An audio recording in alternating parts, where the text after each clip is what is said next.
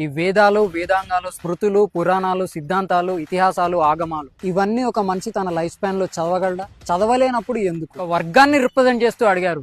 ఆ వర్గానికి అనుసంధానమైన వర్గాలకి అండ్ సూడోస్ కి ఇదే నా ప్రశ్న. ఈ ప్రపంచంలో ఉన్న ప్రతి ఒక్క అంశం పైన పూర్తి అవగాహన ఉన్న వ్యక్తి ఎవరైనా ఉంటారా? ఉంటే నాకు చెప్పండి. నేను ఎందుకు అడుగుతున్నానంటే, సనాతన ధర్మం అనేది science. It's a vast subject. ఏంటి అర్థం కాలేదా? ఒక సగటు సామాన్యుడు కూడా అర్థమయ్యేటట్టు నీట్గా క్లియర్గా ఎక్స్ప్లెయిన్ చేస్తా వినండి.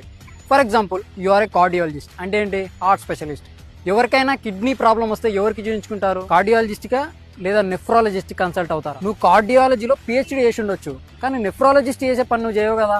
పోనీ నీకు ఇంట్రెస్ట్ ఉండి నెఫ్రాలజీ కూడా పిహెచ్డీ చేసినావు అనుకుందాం, న్యూరాలజీ కూడా పిహెచ్డీ చేసినావు అనుకుందాం, osteology, anthropology, clinical psychology, gynaecology, trichology, cosmetology ఇవన్నింటి మీద పిహెచ్డీ చేసినావు అనుకుందాం. నీ లైఫ్ సరిపోద్ది. నేను పట్టుమని 10 కూడా చెప్పలే, ఇంకా 35 దాకా స్పెషలైజేషన్స్ ఉంటాయి. నేను చెప్పింది ఒక డాక్టర్ వృత్తి గురించే. ఫర్ ఎగ్జాంపుల్, నీ బైక్ రిపేర్ వచ్చింది అనుకో, మెకానిక్ దగ్గరికి వెళ్తావా? నీకు మెకానిక్ దగ్గరికి వెళ్ళాలని తెలుసు కదా. ఫర్ ఎగ్జాంపుల్, ఏదైనా కంపెనీ ఇంజన్ తయారు చేయాలనుకుంటున్నాను అనుకో, కార్ ఇంజన్, అది ఎవరికి కాంట్రాక్ట్ ఇస్తుంది? ఒక మెకానికల్ ఇంజనీర్కే ఇస్తుంది, కానీ నీకు ఇవ్వదుగా. ఓవరాల్ వరల్డ్లో అప్రాక్సిమేట్గా 19,000 పిహెచ్డీ కోర్సెస్ ఉన్నాయి.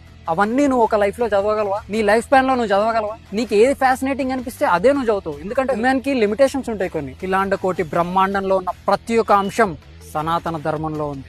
ఆయుర్వేదం అంటే ఏంటి? Study of life sciences and medicine. ధనుర్వేదం అంటే ఏంటి? Study of archery and warfare. గాంధార్వ వేదం అంటే ఏంటి? Study of art, music and dance. Pancha Siddhanta, treatise of astronomy. Sushruta Samhita, study of surgery and medicine. Patanjali Yoga Shastra, principles of yoga. జ్యోతిష్యం, study of astronomy. Charaka Samhita, principles of Ayurveda. Vaisheshika Darshan, principles of atomic theory. గురుత్వ ప్రయత్న సంయోగన ఉక్షేపణం అంటే గ్రావిటేషనల్ థియరీ. అది ఏదో ఎగ్జాంపుల్ గా కొన్ని చెప్పాను అంతే. ఇలాంటి వేల టాపిక్స్ ఉంటాయి. నువ్వు అన్ని గ్రంథాలు చదవలేదు కదా, నువ్వెలా చెప్పగలుగుతున్నావు అని నన్ను అడగొచ్చు.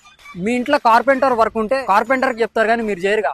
కానీ కార్పెంటర్కి చెప్పాలని మీకు తెలుసుగా. అట్లనే ఈ సృష్టిలో ప్రతి ఒక్క మూలం, ప్రతి ఒక్క అంశం నా వేదంలో ఉందని నాకు తెలుసు. వేదాలు, ఉపనిషత్తులు ఇవన్నీ గ్రంథాలు చదివిన వాళ్ళే హిందువులా, చదివిన వాళ్ళు హిందువులు కాదా అని కొంతమంది అడుగుతున్నారు. అలా అడిగేది ఎలా ఉందంటే, ఈ 19,000 పిహెచ్డి కోర్సెస్ ఈ వరల్డ్ లో ఉన్న ప్రతి ఒక్కటి చదివిన వాళ్ళే మనిషా, చదవనోడు మనిషి కాదా అన్నట్టుంది. సనాతన ధర్మం అండ్ సైన్స్ అనే సిరీస్ చేయబోతుంది. దాంట్లో logical reasoning, etymological reasoning and scientifical analysis ఇస్తా.